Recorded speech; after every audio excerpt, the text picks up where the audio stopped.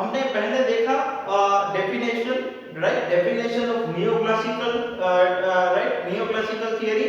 Now there is some part of explanation of neoclassical theory, right. In the first point, man is more important than wealth, as we had already seen in the definition that man is more important than wealth, right. Man's behavior is more important than wealth. Second is, wealth is the welfare of man. जो wealth है, it's happiness, means welfare means it's happiness, right. मतलब अगर मैं गुजराती और हिंदी में कहना चाहता हूँ तो वेलफेयर इट मींस, ट्रांसलेशन जो होता है सुखाकारी, लाइक दैट, राइट. उसके वेलफेयर जो है वो वेल्थ जो है वो वेलफेयर के लिए है, मैन के वेलफेयर के लिए है, उसके अच्छे के लिए है, उसके वेलबींग, उसके हैप्पीनेस के लिए है, राइट. तो अगर वेल्थ जो है उसके लिए है तो मोर इंपॉर्टेंट क्या है, man, right, man's behaviour, right. The second point is other motives of life like love, affection, etc. It's a more important point, right. Wealth के अलावा भी बहुत सारे लाइफ के मोटिव्स हैं. Only wealth does not give the satisfaction to humans, right. Please concentrate here. सिर्फ पैसा जो है वो मैन को सेटिस्फेक्शन नहीं दे पाता है, right. Other factors of the life are also important, like love, affection, then pity, right. So this motives of life is also important. एक एग्जांपल के थ्रू इसको हम समझते हैं कि say for example I do have a shop, right, I do have a grocery shop, right. Generally I am giving goods to consumers by charging something, right. Generally मैं सब लोगों को क्या पैसे लेके मटेरियल दूंगा, उसको गुड्स दूंगा, राइट.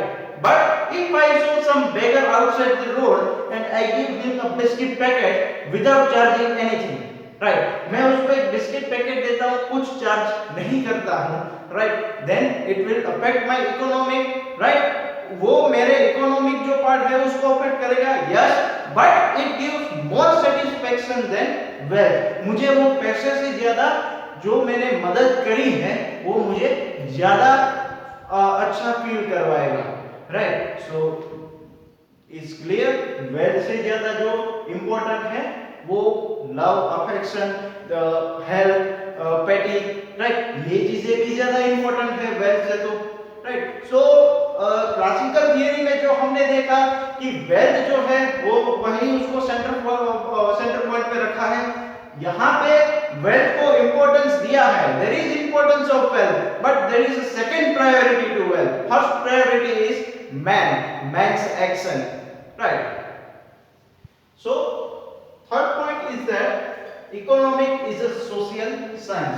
इट्स नेचुरल, जहां पे मैन आएगा वहां पे सोसाइटी आएगी, जहां पे सोसाइटी आएगी वहां पे सोशल साइंस भी आएगा. It's very natural, right. कि यहां पे दूसरा पॉइंट भी मैं साथ में ले लेता हूं, inter relation between the group, right.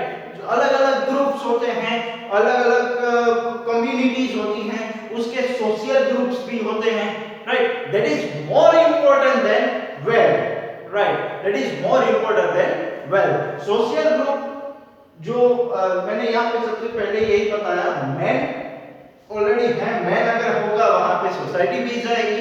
जहाँ पे हम रहते हैं आज अलग-अलग सोसाइटीज हैं, राइट, अलग-अलग कम्युनिटीज हैं, अलग-अलग कम्युनिटीज के अलग-अलग रूल्स एंड रेगुलेशंस हैं, राइट. तो ये सब रूल्स एंड रेगुलेशंस भी सोसाइटी को भी ध्यान में रखना पड़ता है, राइट. कि से फॉर एग्जांपल आज हम जैन कम्युनिटी की बात करें तो जैन कम्युनिटी जो है उसका फूड प्रेफरेंस अलग होता है, right. Other than other communities, Jain communities का फूड प्रेफरेंस अलग होता है. तो फूड प्रेफरेंस अलग होने की वजह से वो इकोनॉमी में अफेक्ट करेगा, यस, बिल्कुल करेगा, right. So this way other community groups are also affect to the economics, right. तो यहाँ पे मैन को भी इंपॉर्टेंस दिया गया है, अदर कम्युनिटीज भी दिखाई गई है, right. Okay, then yes, welfare economics, जहाँ पे ये मैंने वर्ड अभी बताया welfare, it is a a welfare economics. It is for the man.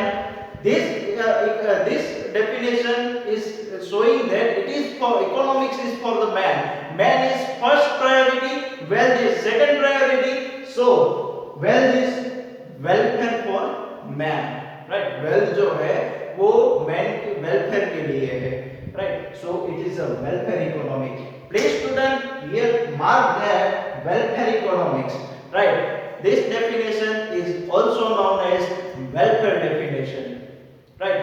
Welfare economic definition, right? जो पहली थियरी थी वो वेल्थ के ऊपर थी, दूसरी थियरी है वो वेलफेयर के ऊपर है, right? First theory, classical theory, is also known as wealth definition. Neoclassical theory is also known as welfare definition, right? So exam में ये अलग-अलग तरीके से क्वेश्चन आ सकते हैं. Kindly explain welfare definition of economics. तो ये तब आप कंफ्यूज ना होके नियोक्लासिकल थियरी का एक्सप्लेनेशन देना है, राइट? सेकंड ऑब्जेक्टिव, जो 4 ऑब्जेक्टिव्स आते हैं उसमें भी क्वेश्चंस आ सकते हैं. That neoclassical definition is known by welfare economics, right? Neoclassical definition is given by Dr. Alfred Marshall. Classical theory is given by Adam Smith. Father of economics is known as Adam Smith, right? So these are some objectives that continuously being asked in exams, right? तो ये चीजें अगर आप यहाँ पे content पे ध्यान दोगे तो ये चीजें बिल्कुल आसान है, बिल्कुल हार्ड नहीं है, राइट? और जैसा कि मैंने पहले लेक्चर में भी कहा था कि आपको कभी भी डाउट लगे then directly you can ask to me, right? कभी भी आप कॉल कर सकते हैं, बट रीडिंग राइटिंग कंपल्सरी होना चाहिए.